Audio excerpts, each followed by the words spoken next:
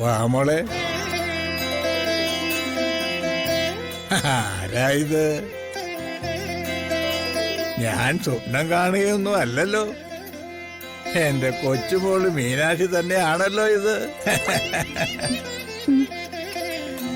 അയ്യോ, സങ്കടപ്പെടുക ഒന്നും വേണ്ട. മുത്തച്ഛൻ ഒരു തമാശ പറഞ്ഞതല്ലേ. ഇരിക്കേ, മുത്തച്ഛന്റെ അടുത്ത് ഇരിക്കേ.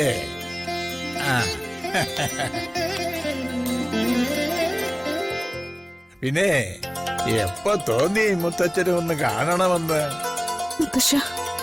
ഞാൻ വലിയ വലിയ കാര്യങ്ങളൊന്നും അങ്ങനെ ദൈവങ്ങളോട് പ്രാർത്ഥിക്കാറില്ല. ചെറിയ കാര്യങ്ങൾ നടത്തി തരണമെന്ന് മാത്രമേ ദൈവത്തോട് പറയാറുള്ളൂ.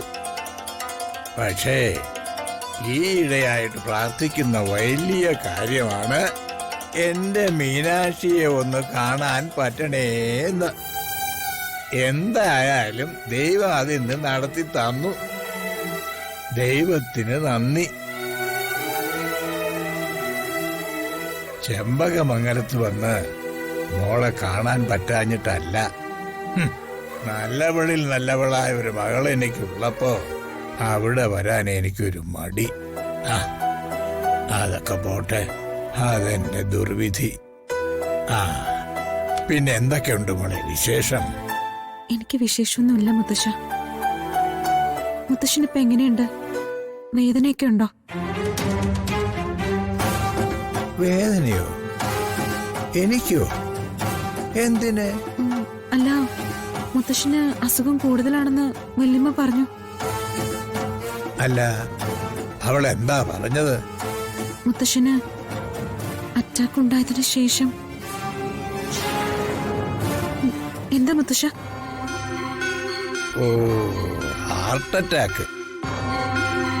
ഹൃദയത്തിനൊക്കെ ഇപ്പൊ കരിങ്കല്ല് പോലെ കട്ടിയായി പോയി മോളെ. അറ്റാക്ക് ഉണ്ടായാലും ചാകത്തില്ല. അറ്റാക്ക്.